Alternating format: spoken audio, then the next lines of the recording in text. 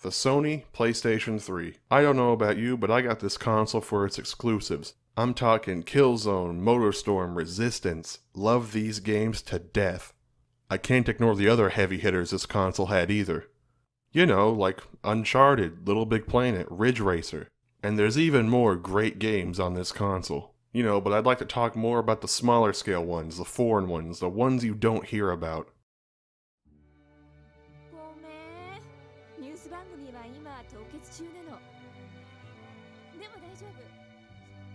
Admittedly, there's not much on this, but I feel like I should mention it because I haven't ever seen anyone else talk about this game. Game is a strong word, it's more of a program. The program came out on June 16th, 2009 and shut down a year later on June 5th, 2010. And unfortunately, this program is useless without the online servers. It's based on the show Neon Genesis Evangelion. Hope I said that one right. I think I said it before in another video, but I don't watch much anime. I don't know anything about the show at all.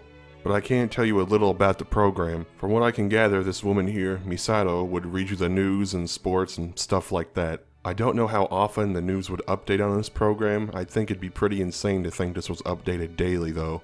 I was also digging around on the official website, which is now archived. You can change her clothes and hair and stuff like that. All this came at a price though, 800 yen. That's about $5 USD. I can also find mentions of a PSP version too, but I can't find much to follow up on that. I can't even find the game file anywhere for this game, PS3 or PSP.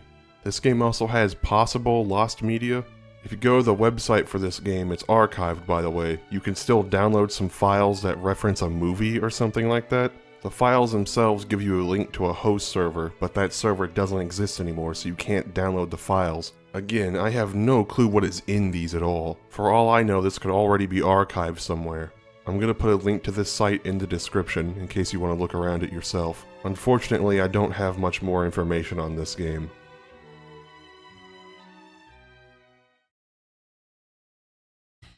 Bleach, Soul Resurrection.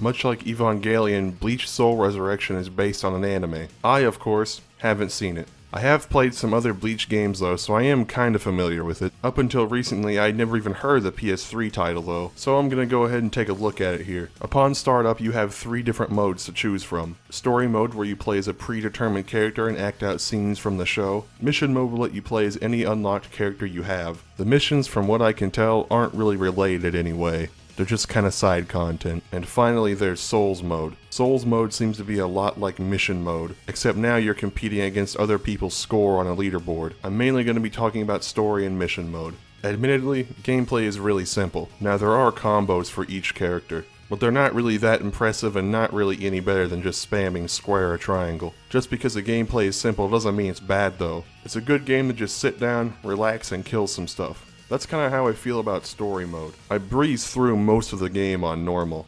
I only ever had problems with a few bosses, mainly Grimjaw. Every character in this game has a special ability, and it's very unique to that character, and it seems that Grimjaw's special ability is able to just one-hit me from across the map.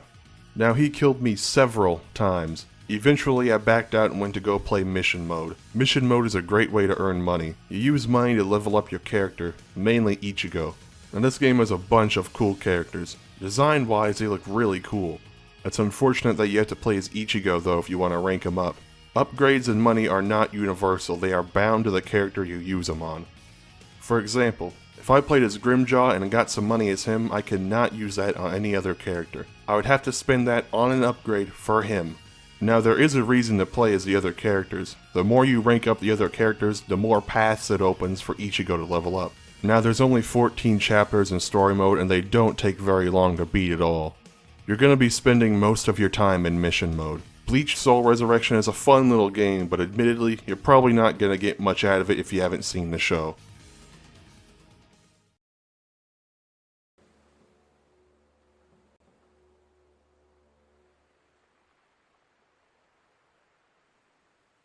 The Punisher No Mercy is an arena shooter, kind of, mixed with Call of Duty. You can play as the Punisher or a handful of other people here. I know very little about the Punisher, so I don't know who any of these people are.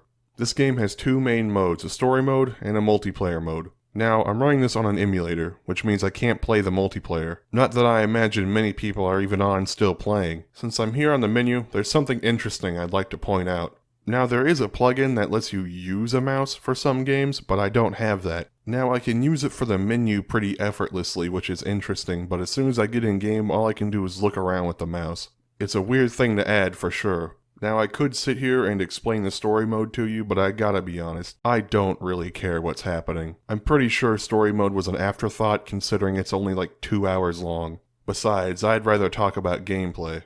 Shooting is pretty straightforward. Aim at enemy and then shoot enemy. That's it. The more kills you get, the more attachments are added to your gun. Attachments are pretty much just cosmetic, they don't really do anything. Unfortunately, a silencer's not going to make your gun actually more quieter, it won't do anything besides change the sound.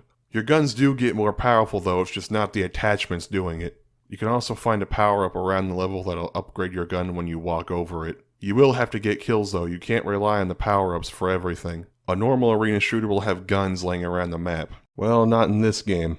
In Punisher No Mercy, you're allowed to carry 3 weapons on you at once. A primary, a secondary, and a special weapon. There are several guns to unlock here.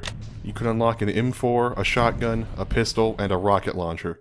And those are just the ones you can unlock in story mode. You can unlock more in multiplayer, but like I said earlier, I don't think anybody's really playing this game. The story mode guns aren't even that good anyways. The pistol is way better than the shotgun, and the M4 sucks compared to the starter weapon, the Uzi. You can also get these little perk things from playing the story mode as well. You can get a passive one and an active one, but you can only get one of each without playing multiplayer. The ones you get are Sprint for Life and More Armor.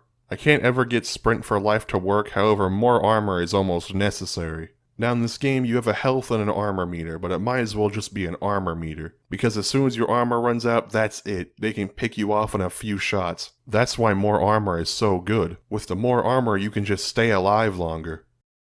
That's really all I got for Punisher No Mercy. I'd personally stay away from it. Even if you did want to try it, it was unfortunately delisted quite some time ago. There are other means of getting it though, but I can't say what they are here.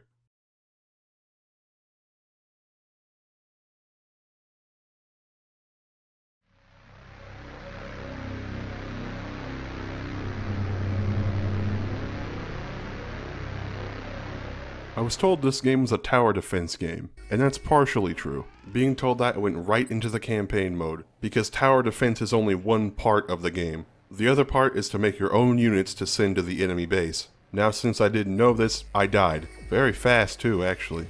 So after I died, I went back to the main menu and played the training mission. And that's something I should have done before I even started the game. Now this game isn't as basic as it seems to be. And the AI isn't as stupid as you think it is either. I've seen the AI hold off a bunch of stronger enemies just to launch them all at once to overwhelm me. Now you can also see the AI put down its own turrets and delete turrets and make its own paths and stuff. Really interesting. Most games have it where they just do nothing and spam units at you. It's good for once to see a tower defense game where the enemy tower actually does something. Remember 20 seconds ago when I said the game isn't as basic as it seems? Well, it's not as basic as it seems. You have multiple of everything, multiple turrets from ones that just shoot normal bullets to ones that only shoot lightning, and you got ones that can only shoot down moon rocks. And you can't forget about the units, there's multiple types of units. You have the standard ones like drones and tanks, but you also have some weirder ones like the hammer. The hammer slams down on the ground, damaging and stunning everything near it. As you play, you will unlock more turrets and units, each one being more unique than the last. But what about the ship you play as? Well, the ship you play as can't attack.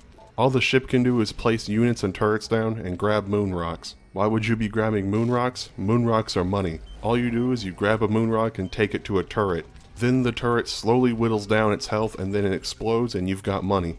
Not once did I ever feel like the game was screwing me over either. Anytime I would die, it was pretty much my fault. I was usually too focused on building units rather than defending. Now I could easily recommend this game, but there's a catch. The game has been delisted for quite some time now. But there is a second game on PS4, and looking at screenshots it seems to be pretty much the same game, but with a different art style. And you don't have to buy it either to try it out, the game has a demo.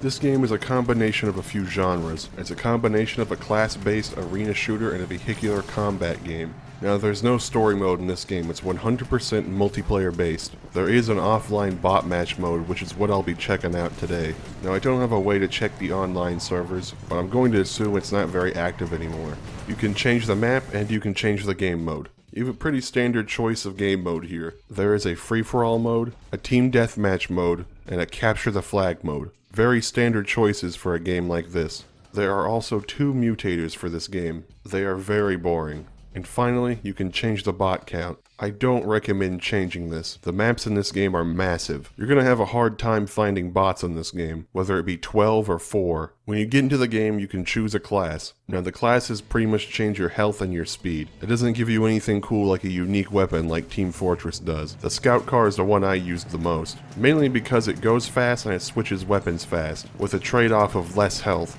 When I finally got in-game, I noticed the controls are kinda weird and not what I expected.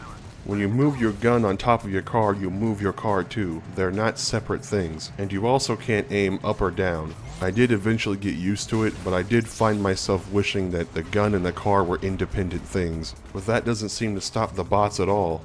The bots are smart, maybe too smart. I've had bots pre-fire around corners at me and stuff. I even caught a bot spawn camping me.